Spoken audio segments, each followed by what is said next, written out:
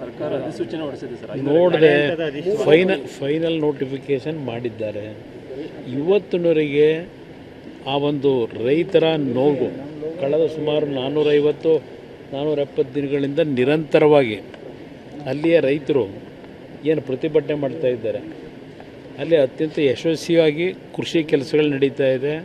ತೆಂಗಿನ ತೋಟ, ಅಡಿಕೆ ತೋಟಗಳು, ರೇಷ್ಮೆ ಬೆಳೆ ಬೆಳೀತಕ್ಕಂಥದ್ದು, ಎಲ್ಲ ರೀತಿಯ ಒಂದು ಹೈನುಗಾರಿಕೆಯಲ್ಲಿ ಈಗ ತಿಂಗಳಿಗೆ 6 ಲಕ್ಷ ಲೀಟ್ರೇನೋ ಹಾಲನ್ನು ಹಾಕ್ತಾಯಿದ್ದೀವಿ ಅಂತಾರೆ. ಅಂಥ ಸ್ಥಳದಲ್ಲಿ ಇವತ್ತು ಅವ್ರನ್ನೆಲ್ಲ ಒಕ್ಕಲೆಬ್ಬಿಸ್ತಕ್ಕಂಥ ಕೆಲಸ ಮಾಡ್ತಾ ಇರತಕ್ಕಂಥ ಪ್ರತಿಭಟನೆ ಏನಿದೆ, ಸರ್ಕಾರ ಹಲವಾರು ರೀತಿಯಲ್ಲಿ ಅಲ್ಲಿ ಪ್ರತಿಭಟನೆ ಮಾಡ್ತಾ ಇರತಕ್ಕಂಥವರು ಮತ್ತು ಬೆಂಬಲ ಕೊಡಲಿಕ್ಕೆ ಹೋದವರಿಗೆ ಪೊಲೀಸ್ ಇಲಾಖೆ ವತಿಯಿಂದ FIRಗಳನ್ನು ಹಾಕಿ ತೊಂದರೆ ಕೊಡ್ತಾ ಇರ್ತಕ್ಕಂಥದ್ದು. ನಾನು ಈಗಿನ ಗೃಹ ಸಚಿವರು ಹೊಸದಾಗಿ ಬಂದಿದ್ದಾರೆ, ಈಗ ಅವರ ಹೇಳಿಕೆಯೂ ನಾನು ಗಮನಿಸಿದ್ದೇನೆ ದೆಹಲಿಯಲ್ಲಿದ್ದಾಗಲೇ. ಅವರು ಯಾವುದೂ FIRಗಳನ್ನೇ ಹಾಕಿಲ್ಲ ಅಂತ ಹೇಳಿದ್ರೆ ಇವತ್ತು FIR ಹಾಕಿದ್ರೆ ತೆಗೆಸ್ತೀವಿ ಅಂತ ಹೇಳ್ತಾರೆ. ಈ ರಾಜ್ಯದಲ್ಲಿ ಯಾವೊಂದು ಪ್ರಜಾಪ್ರಭುತ್ವದ ವ್ಯವಸ್ಥೆಯಲ್ಲಿ ವಿರೋಧವನ್ನು ವ್ಯಕ್ತಪಡಿಸ್ತಕ್ಕಂಥದ್ದಕ್ಕೆ ಶಾಂತಿಯುತವಾಗಿ ಪ್ರತಿಭಟನೆ ಮಾಡ್ತಕ್ಕಂಥವ್ರ ಮೇಲೆ ದಬ್ಬಾಳಿಕೆ ಮಾಡಿ ಪೊಲೀಸ್ ಇಲಾಖೆಯ ದೌರ್ಜನ್ಯ ಇವತ್ತೇನು ನಡೀತಾ ಇದೆ. ಅದ್ರ ಜೊತೆಗೆ ಕೆಲವು ರೈತ ವಿರೋಧಿ ನೀತಿ ಅನ್ವಯಿಸ್ತಾ ಇರ್ತಕ್ಕಂಥ ಜನಪ್ರತಿನಿಧಿಗಳು ಸಹ ಇದಕ್ಕೆ ಭಾಗಿಯಾಗಿದ್ದಾರೆ. ಬಹುಶಃ ಯಾವುದೇ ಅಧಿಸೂಚನೆಯನ್ನು ಹೊರಡಿಸಿದ್ರು ಅಲ್ಲಿ ರೈತರು ಅದಕ್ಕೆ ಒಪ್ಪಿಗೆ ಕೊಟ್ಟಿಲ್ಲ. ರೈತರಿಂದ ಯಾವುದೇ ರೀತಿಯ ಒಂದು ಮೀಟಿಂಗ್ಗಳು ಮಾಡದೆ ಸುಮಾರು 3,500 ರೈತರು ಕುಟುಂಬಗಳೇನಿದ್ದಾವೆ ಎಲ್ಲರಲ್ಲಿ 80% ವಿರೋಧ ಇದೆ. ಅಂಥ ಪರಿಸ್ಥಿತಿನಲ್ಲಿ ಇವತ್ತು ಸರ್ಕಾರ ಒಂದು ರೀತಿ ದಬ್ಬಾಳಿಕೆ ಮುಖಾಂತರ ನಾವು ಮಾಡಿದ್ದೇ ತೀರ್ಮಾನ ಅಂತಕ್ಕಂಥ ರೀತಿಯಲ್ಲಿ ಹೊರಟಿದ್ದಾರೆ. ಇವತ್ತು ಹಲವಾರು ಪ್ರದೇಶದಲ್ಲಿ ಡ್ರೈ ಲ್ಯಾಂಡ್ ಇರ್ತಕ್ಕಂಥ ಏರಿಯಾಗಳಿದೆ. ಅದನ್ನು ಇವತ್ತು ಐಡೆಂಟಿಫೈ ಮಾಡಿ ಏನು ಬೇಕಾದರೂ ಅಭಿವೃದ್ಧಿಗೆ ಇವತ್ತಿನ ಸಮಸ್ಯೆಗಳ ಪರಿಹಾರಕ್ಕೆ ಜಾಗವನ್ನು ಹುಡುಕಲಿ. ಇಲ್ಲಿ ಯಾರು ರೈತರು ನಿಜವಾಗಿ ಇವತ್ತು ನಿಜವಾದ ಕೃಷಿಯನ್ನು ಮಾಡ್ತಾ ಇದ್ದಾರೆ, ಇವತ್ತು ಅಂಥ ರೈತರನ್ನ ಒಕ್ಕಲೆಬ್ಸೋದ್ರಿಂದ ಇವತ್ತು ರಾಜ್ಯದಲ್ಲಿ, ರಾಷ್ಟ್ರದಲ್ಲಿ ರೈತರಿಗೆ ಇವತ್ತು ಬೆಂಬಲ ಕೊಡಬೇಕು ಅಂತಕ್ಕಂಥದ್ದು ಒಂದು ಕಡೆ ಹೇಳ್ತೀವಿ.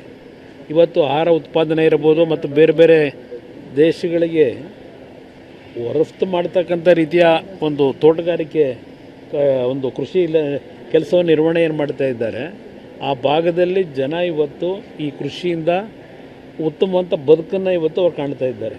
ಅಂಥ ಭಾಗದಲ್ಲಿ ಇವತ್ತು ನಾನು ಮಾಡಲೇಬೇಕು ಅಂತ ಹೇಳಿ ಏನು ಹೊರಟಿದ್ದಾರೆ. ಅವತ್ತು ನಾನೇನು 2006ನೇ ಇಸ್ವಿನಲ್ಲಿ 5 ಟೌನ್ಶಿಪ್ಗಳನ್ನು ಮಾಡಬೇಕು ಅಂತಕ್ಕಂಥದ್ದು ನಿರ್ಧಾರ ಮಾಡಿದ್ದು ನಾನೇ. ಯಾತಕ್ಕೆ ಮಾಡಿದೆ? ಬೆಂಗಳೂರು ನಗರದಲ್ಲಿ ಯಾವೊಂದು ಜನಸಂಖ್ಯೆಯ ಒತ್ತಡ, ಬೆಂಗಳೂರು ಒಂದು ಸ್ಯಾಚುರೇಟೆಡ್ ಪಾಯಿಂಟ್ಗೆ ನಾವು ಡೆವಲಪ್ಮೆಂಟಲ್ಲಿ ನಾವು ರೀಚ್ ಆಗಿದ್ದೇವೆ. ಅದರಿಂದ ಬೆಂಗಳೂರಿನ 30 ಕಿಲೋಮೀಟರ್ ವ್ಯಾಪ್ತಿಯ ಹೊರಗೆ 5 ಟೌನ್ಶಿಪ್ಗಳನ್ನು ಮಾಡಬೇಕು ಅಂತಕ್ಕಂಥದ್ದು ಮಾಡಲಿಕ್ಕೆ ಹೊರಟಾಗ ಇದೇ ಕಾಂಗ್ರೆಸ್ ವಿರೋಧ ಮಾಡಿದ್ರು. ಸತ್ಯಶೋಧನಾ ಸಮಿತಿ ಅಂತ ಮಾಡಿ ಅವತ್ತು ವಿರೋಧ ವ್ಯಕ್ತಪಡಿಸ್ತಂಥದ್ದೇನಿದೆ ಅದರ ಹಿನ್ನೆಲೆ ಮತ್ತು ಅಲ್ಲಿಯ ಜನತೆಯ ಭಾವನೆಗಳಿಗೆ ಸ್ಪಂದಿಸಿ ಆ ಒಂದು ಯೋಜನೆ ಮಾಡ್ತಕ್ಕಂಥದ್ದನ್ನು ಸ್ಥಗಿತಗೊಳಿಸಿದ್ವು. ಈಗಿನ ಸರ್ಕಾರದಲ್ಲಿ ಏನು ಬೆಂಗಳೂರು ದಕ್ಷಿಣ ಅಂತಕ್ಕಂಥ ಒಂದು ವ್ಯಾಪ್ತಿಯನ್ನು ಇವತ್ತೇನು ವಿಸ್ತರಣೆ ಮಾಡಿ ಈ ರೀತಿಯ ಜನವಿರೋಧಿ ನೀತಿಯನ್ನು ಮಾಡಲಿಕ್ಕೆ ಹೊರಟಿದ್ದಾರೆ. ಬಹುಶಃ ಅಲ್ಲಿಯ ರೈತರು ಅವ್ರಿಗಿರ್ತಕ್ಕಂಥದ್ದು ಈಗ ಕಾನೂನು ಹೋರಾಟ ಮಾಡಬೇಕು. ಪಾಪ ಪ್ರಿಯಾಂಕಾ ಖರ್ಗೆ ಅವ್ರು ಹೇಳಿದ್ದಾರೆ ಕಾನೂನಲ್ಲಿ ಹೋರಾಟ ಮಾಡಲಿ ಅಂತ ಹೇಳಿ. ನಿಮಗೆ ರೈತರ ಬಗ್ಗೆ ಎಷ್ಟು ಗೌರವ ಇಟ್ಕೊಂಡಿದ್ದೀರಿ ಅಂತಕ್ಕಂಥದ್ದು ಇಲ್ಲೇ ಗೊತ್ತಾಗ್ತದೆ. ಈಗ ಅದನ್ನು ಮನೆ ಮಾಡ್ಕೊಳ್ಳೋದಿರಲಿ, ನನಗೆ ಡೌಟು ಏನಾದರೂ ಈಗೇನೋ ಹೇಳ್ತಾವ್ರಲ್ಲ ಮುಂದಿನ 8 ವರ್ಷ ನಾನೇ ಇರ್ತೀನಿ, ಮುಂದಿನ 5 ವರ್ಷ ಅಂತ ಹೇಳಿ.